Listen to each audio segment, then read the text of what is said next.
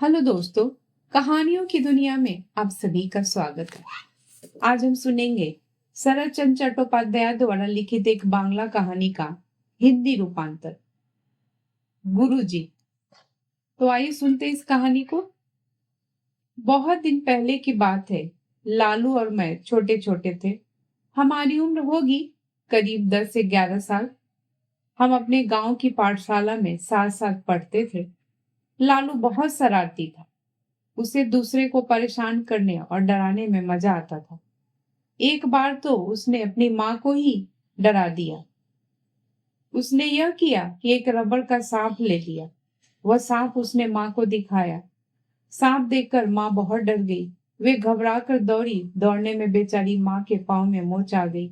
मोच की वजह से उन्हें 7 दिनों तक लंगड़ा कर चलना पड़ा। वे लालू की शैतानियों से बहुत तंग आ गई थी। उन्होंने एक दिन लालू के पिताजी से कहा, इसके लिए मास्टर रख दे।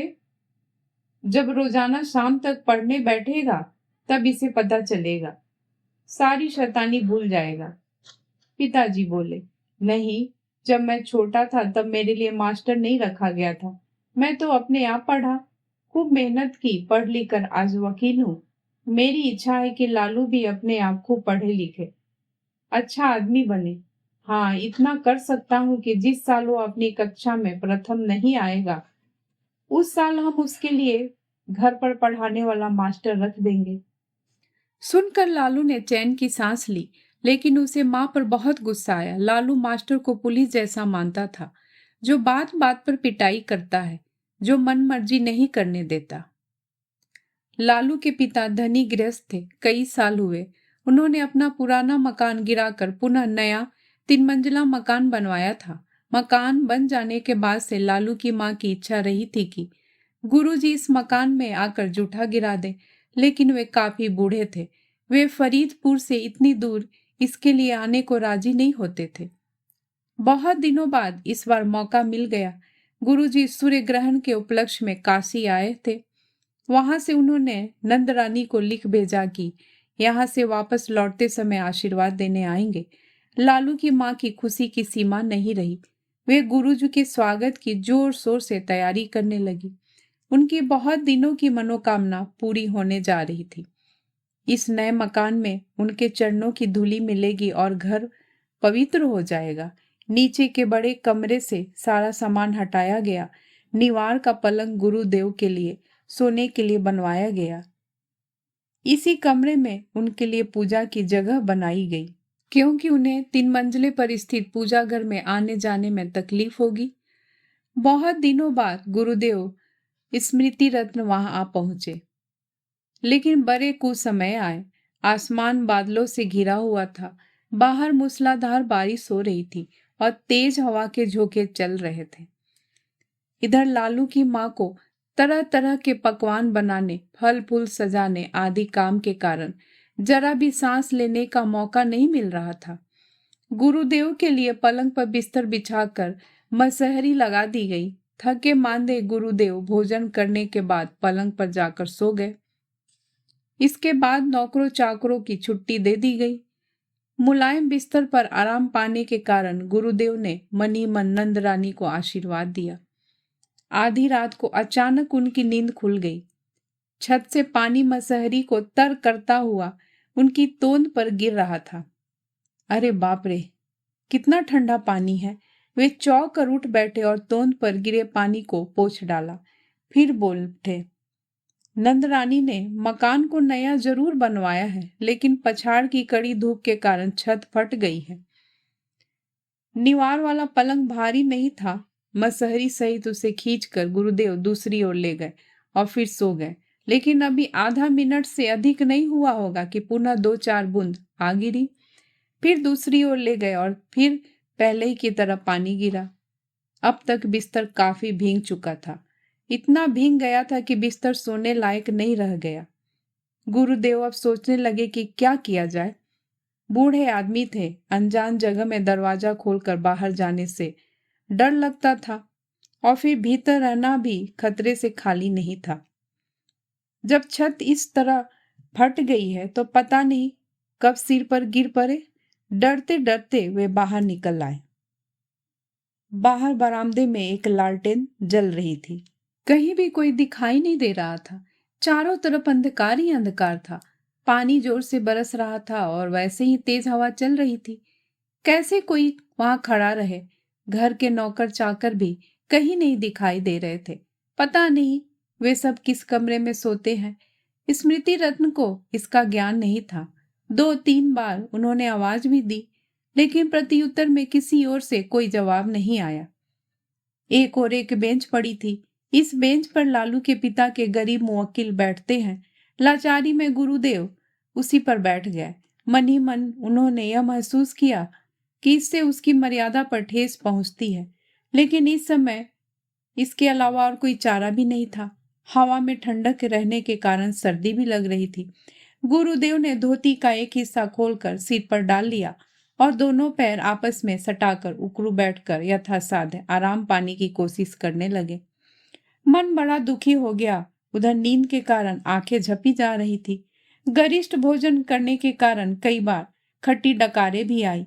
इसी तरह नाना प्रकार की चिंताएं उन्हें सताने लगी। ठीक उसी समय एक नया उपद्रव प्रारंभ हुआ। पछाड़ के बड़े बड़े मच्छर कानों के पास गुनगुनाने लगे। ढपती हुई आंखों को उधर ध्यान ही नहीं देना चाहिए, परंतु मन शंकित हो उठा। पता नहीं इनकी संख्या कितनी है। 2 मिनट बाद ही गुरुदेव को मालूम हो गया कि इनकी संख्या अनगिनत है। इस सेना की उपेक्षा करने वाला संसार में कोई बहादुर नहीं था। इनके काटने से जैसी जलन होती थी वैसी ही खुजलाहट। स्मृति रथ ने तुरंत उस स्थान को छोड़ने में ही कल्याण समझा। वे वहां से कुछ दूर हट गए, मगर मच्छरों ने उनका पीछा नहीं छोड़ा। कमरे के अंदर पानी ने जैसा हाल कर रखा था, उसी प्रकार बाहर मच्छरों का दल भी परेशान कर रहा था। बराबर मच्छरों को भगाने के लिए अंगोछा फटकारते रहने पर भी उनके आक्रमण को रोका नहीं जा सका।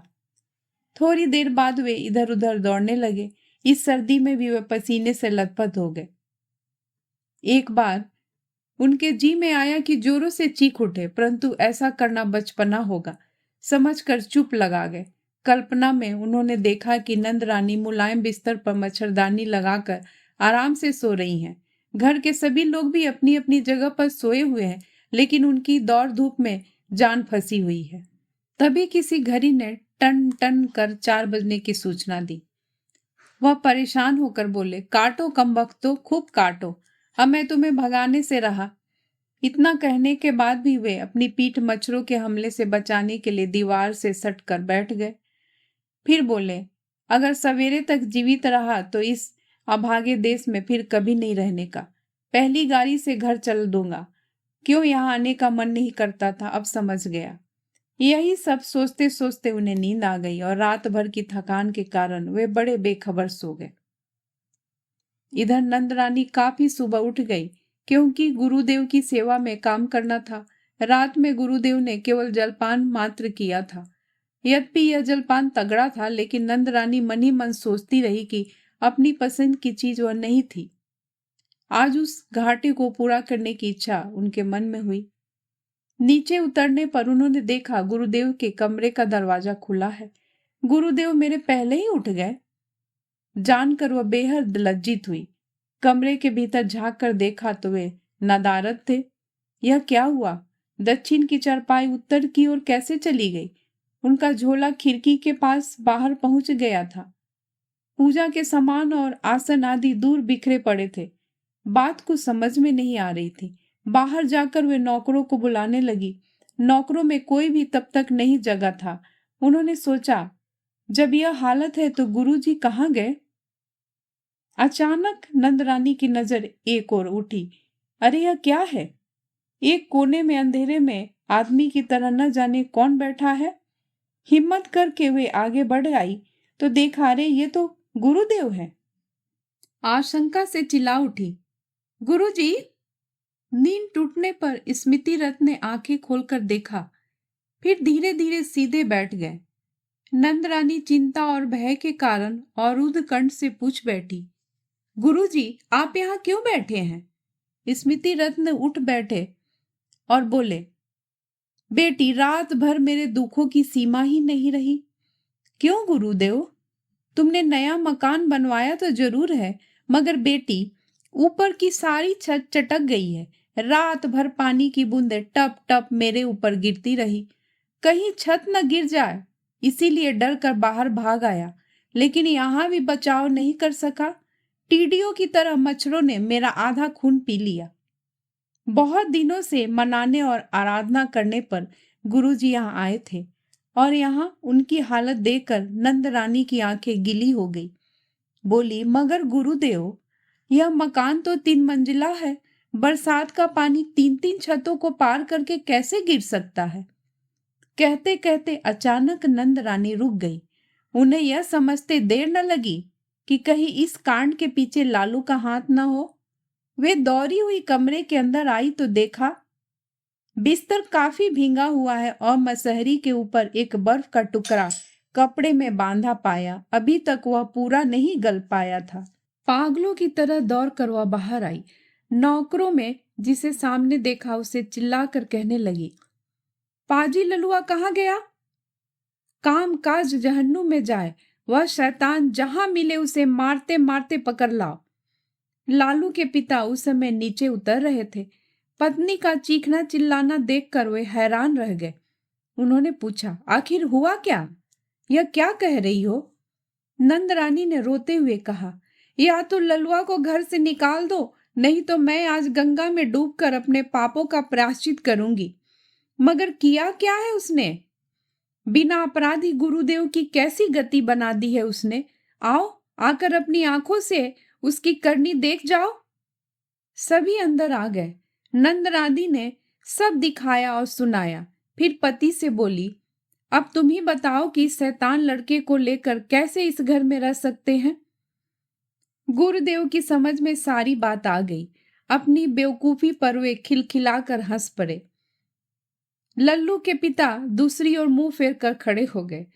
एक नौकर ने आकर उन्हें बताया, लल्लू बाबू कोठी में नहीं है। दूसरे ने आकर बताया कि वो मौसी के यहाँ मिठाई खा रहे हैं, मौसी ने उन्हें आने नहीं दिया। मौसी से मतलब नंद रानी की छोटी बहन। उसके पति भी वकील थे, वे दूसरे मोहल्ले में रहते थे। इसके बाद 15 दिनों तक लालू ने इस मकान में पैर नहीं रखा। दोस्तों, इस कहानी को सुनने के लिए आपका बहुत बहुत धन्यवाद। दोस्तों, आप कमेंट्स करके जरूर बताइए आपको ये कहानी कैसी लगी। मैं फिर हाजिर होंगी एक नई कहानी के साथ। तब तक के लिए नमस्कार।